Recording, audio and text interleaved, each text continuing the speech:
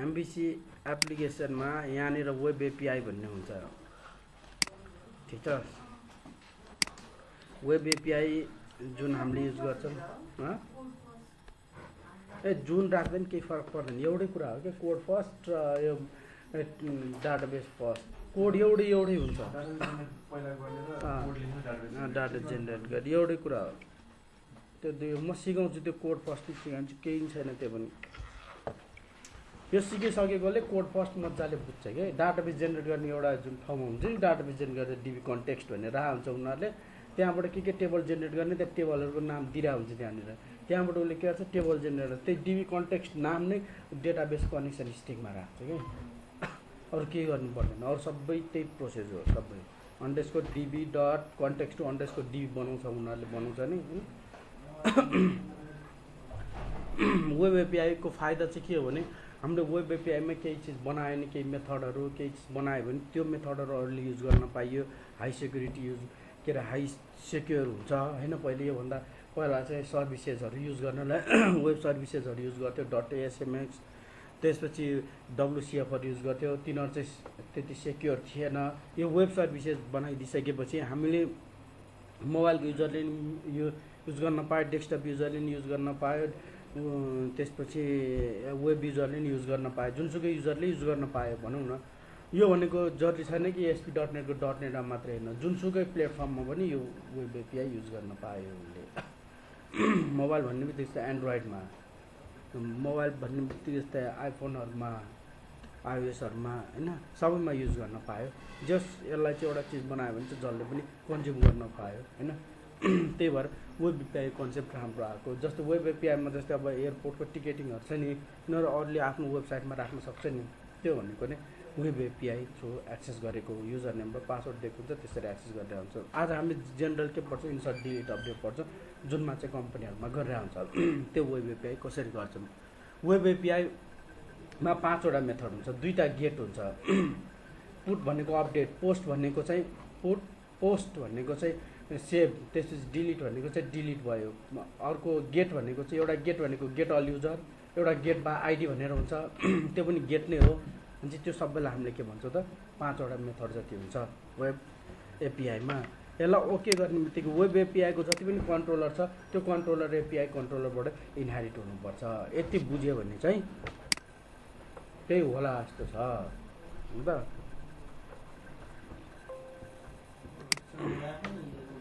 हिजोको र चाङ लागिहाल्छ नि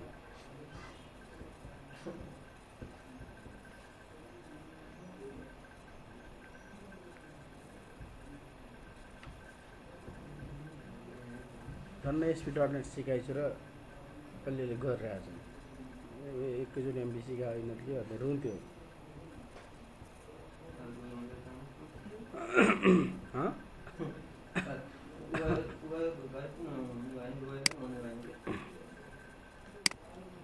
ठिक छ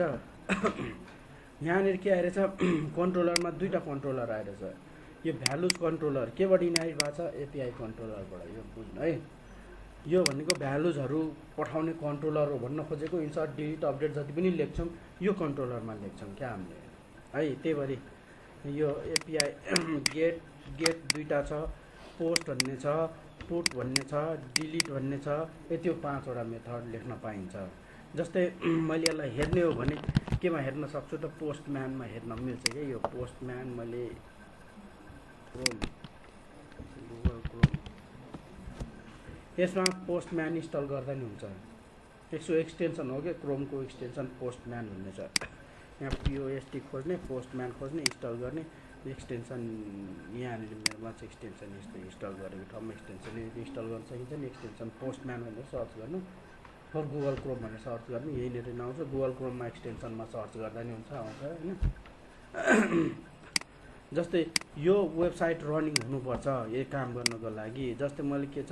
API controller name plus values यसरी कल गरेको छु नि एपीआई भ्यालुज यो एपीआई कन्ट्रोलर नेम गरेर तान्ने जस्तै अब यहाँ यो जहिले पनि रनिङ हुन्छ लोकल होस्ट हैन अब मैले यहाँनिर के गर्छु त local host API API employee जस्तै एपीआई के थियो भ्यालुज दुईटा स्ल्यास है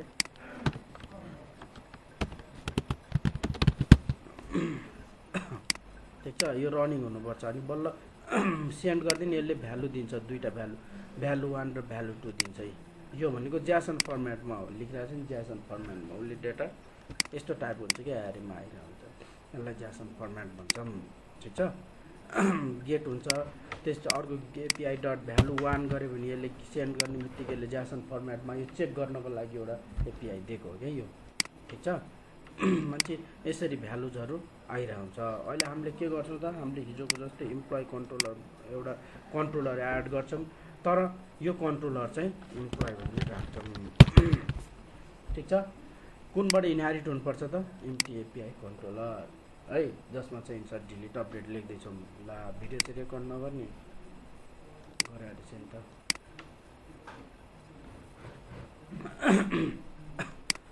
ठिक छ अब इन्सर्ट डिलिट अपडेटको लागि पहिला मोडलमा के गर्नु पर्यो एड न्यू मोडल यस्तै युज गर्छ हैन उतापट्टि पनि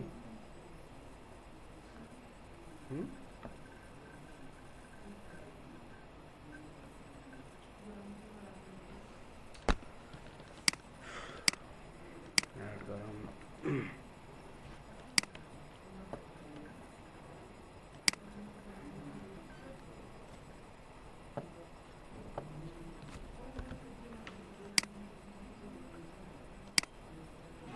कसले युज गर्छ त्यहाँ कसले के सिकाइदिन्छ अलिअलि यस्तै युज गर्छ भने त कसैले त गरे होला त्यहाँ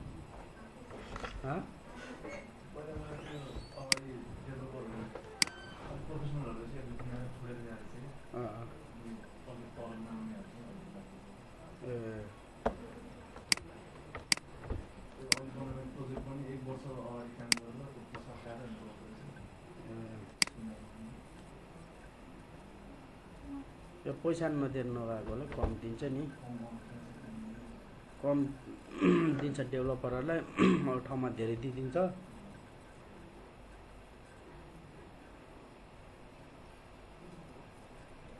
त्यही त नि डेभलपरको चाल जाने धेरै ठाउँको पाउँदैन डेभलपर जति पनि पाइन्छ यिनीहरूले हामीलाई रोक्ने कुरै आउँदैन हुन्छ त्यो हो क्या यहाँनिर अलिकति एउटा स्ट्यान्डर्ड मेन्टेन भयो भने कम्पनी राम्रो चल्थ्यो कि भनेको त्यस्तो कम्पनीलाई घाटा हो नि सिक्यो त्यहाँ गऱ्यो अरू ठाउँमा गइदिनु सिक्दैन अब वेब एपीआईको लागि हिजो जुन बनाएको थियो नि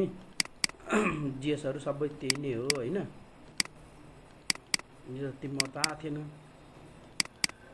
तिम्रो नआएपछि इम्प्लोइको इन्सर्ट डिलिट अपडेट मेथड बनाइसक्यो तिमीहरूले यो सक्छौ इन्सर्ट डिलिट अपडेट गर्ने सकिन्छ नि होइन यो लिस्ट गेटल इम्प्लोइ डट डिबी यसमा चाहिँ ऊ डाटाबेस युज गरेर चाहिँ के अरे डिबी भन्ने एउटा फोल्डर युज गरेर चाहिँ क्या यसमा सक्छ त्यो गर्न यो इन्सर्ट डिलिट अपडेट यस्तो कहाँ इम्प्लोइमा यो यसमा यस्तो बनाएको छु क्या मैले यहाँनिर यो जसरी गर्दा नि हुन्छ जस यहाँ इन्सर्ट डिलिट अपडेट हुनु पऱ्यो त्यसमा चाहिँ के छ भने एउटा क्लास बनाएको छ हिजोको जस्तै गरे नि हुन्छ होइन एड न्यू आइटम गरेर इम्प्लोइ भन्ने क्लास बनाएको छ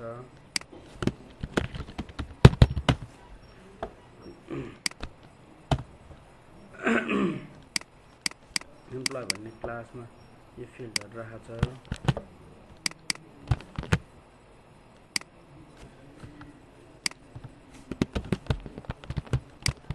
यसमा इम्प्लोइ डिबी भनेर बनाएको छ इन्सर्ट डिलिट अपडेट चाहिँ यहाँ लेखेको छ कि त्यही इन्टिटी फ्रेमवर्कको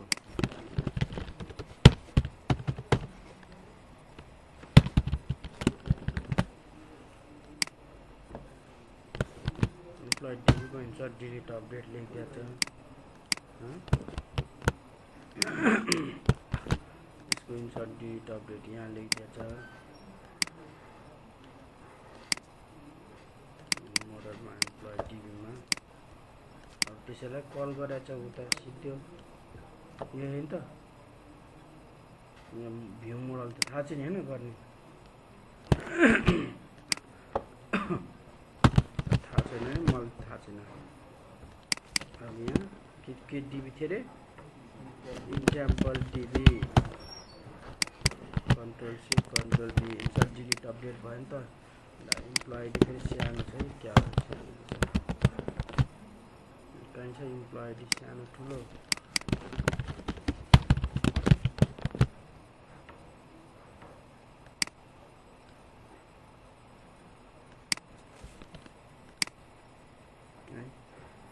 भइसकेको छ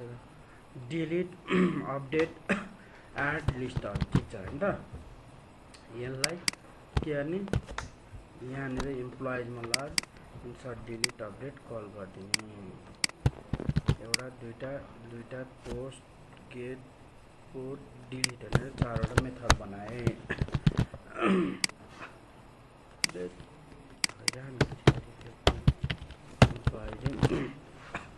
इक्वल्स यो भनेको लिस्ट अल गर्नलाई डट फाइन्ड गर्दा नि डट वेयर युज गर्दा नि हुन्छ सबै थाहा छ हामीलाई हैन यसले लिस्ट लिएर आउँछ डट वेयर कन्डिसन नि लगाउन मिल्छ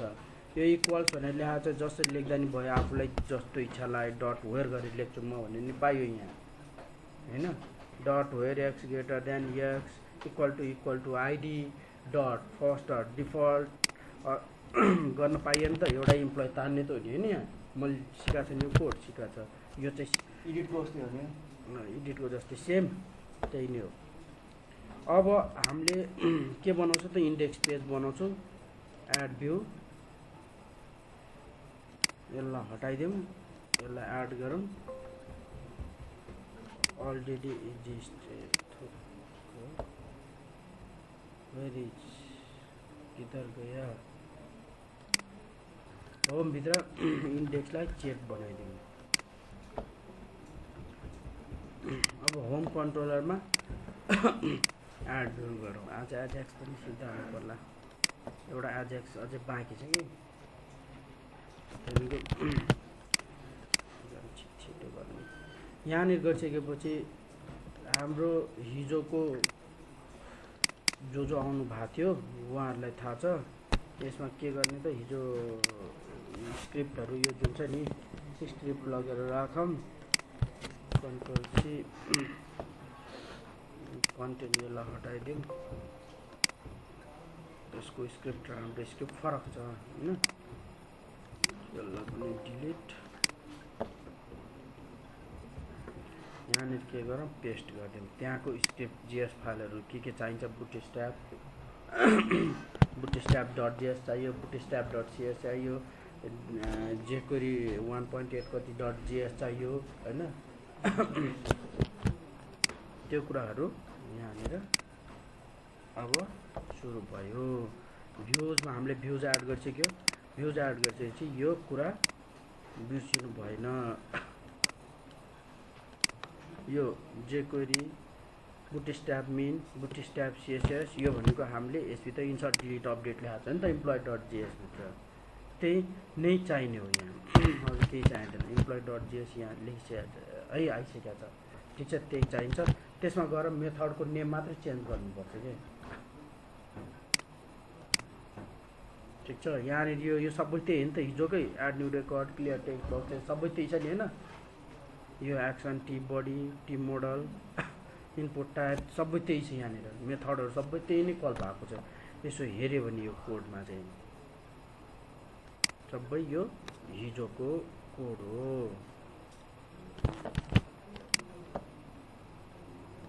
यसले लगेर राखौँ तर यहाँनिर जुन छ नि यसमा के चेन्जेस छ त यहाँनिर हेर है हामीले मेथडको नाम जुन छ नि मेथडको नाम त अघि कल गरे जस्तै यसरी कल गर्न एपीआई इम्प्लोइ भनेको गेट हो यो यहाँ यदि गेट लेख्यो भने ठिक छ यति मात्रै चेन्ज गर्नु पर्यो र यो अरू सबै सेम छ अरू कहीँ केही चेन्ज गर्नु पर्दैन एपीआई इम्प्लोइ तर यो कसरी बुझ्छ त यसले के अरे सेभ हो भनेर के अरे यो के को लागि एड हो भनेर यो पोस्टले बुझ्छ क्या अघि देखाएको थिएँ नि एपीआई इम्प्लोइ यसरी तानेर यहाँ लेखेको छ क्या यदि बुझेन भने चाहिँ कसरी बुझ्छ भनेर यहाँनिर एपीआई भनेको चाहिँ यो एपीआई कन्ट्रोलरलाई टार्गेट गर्छ क्या। यो भनेको कन्ट्रोलर नेम हो। एपीआई कन्ट्रोलर एपीआई भ्यालु त्यसरी पठाइरहन्छ कि युआरएलमा। यही युआरएलले एपीआई 5 दिने, यसले पुट भनेर लेख्यो चाहिँ उसले अपडेट भनेर बुझ्छ। एपीआई भ्यालुज 5 डिलिट भनेर लेख्यो भने डिलिट गर्ने बुझ्छ क्या यसले। त्यही भएर यहाँ के छ त स्क्रिप्टमा इम्प्लोइमा एपीआई यो गऱ्यो भने चाहिँ यसले पोस्ट भन्ने चाहिँ के बुझ्छ इन्सर्ट। अरू सबै सेम हो होइन। त्यसपछि यहाँ गेट एपीआई आइडी पठायो भने यसले के बुझ्छ गेट होइन। अपडेटको लागि के लेख्नुपर्छ पुट भनेर लेख्नु पर्यो। त्यसपछि डिलिटको लागि डिलिट भनेर लेख्नु सिद्धेन सिद्धिसक्यो लगभग। त्यसको रिफरेन्स यहाँ छँदैछ। अब यहाँ के गर्ने त कन्ट्रोल एस गर्ने, यहाँनिर क्लिक गर्ने, यसलाई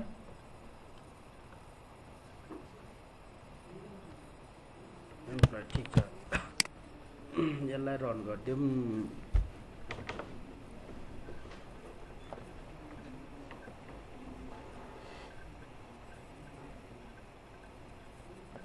आयो एड इम्प्लोइ गरौँ। नेम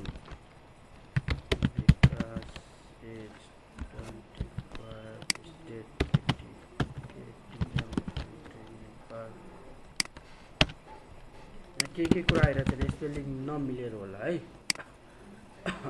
ऊ आइरहेछ अनडिफाइन्ड भनेर आइडी छ नि। यहाँनिर चाहिँ आइडी किन नमिला त यहाँ हाम्रोमा इम्प्लोइ आइडी थिएन नि त। हाम्रोमा कुन आइडी छ सानो आइडी छ डट एमपिएलओ वाइ आइडी भनेर चाहनु। यो इम्प्लोइ आइडीलाई जताततै फालिदिउँ। जहाँ भनेर चाहिँ त्यहाँ देखाउनु है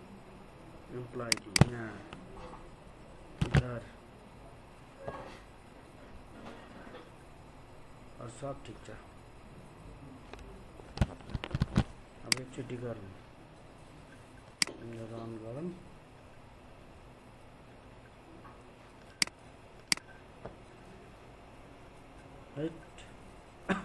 आयो नि त आइरहेछ नि। एडिट गर्दा एडिट पनि हुन्छ ल। के भन्छ आइडी प्यारामिटर यहाँनिर एकचोटि के गरौँ इन्सपेक्ट गरौँ। इन्सपेक्ट गर्दा भ्यालु गइरहेछ त छैन नि भन्छ। यहाँ पनि इम्प्लोइ आइडी त दिनु पर्यो। कहाँनिर जिएसमा गएर यहाँ एउटा अझै इम्प्लोइ आइडी रहेछ होइन। हाम्रो एरर आएको थियो नि अस्ति पनि होइन। त्यही भएर थाहा छ यो डट इम्प्लोइ आइडी। यसलाई पनि के गरौँ control C employee ID control P. अब फेरि रन गरौँ।